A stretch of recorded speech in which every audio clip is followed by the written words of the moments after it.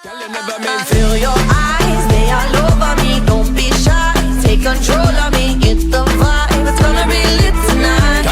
No lie, hypnotize, pull another one. It's alright, I know what you want. Get the vibe, it's gonna be lit tonight. No lie, no lie, no lie. It's gonna be lit tonight. No lie.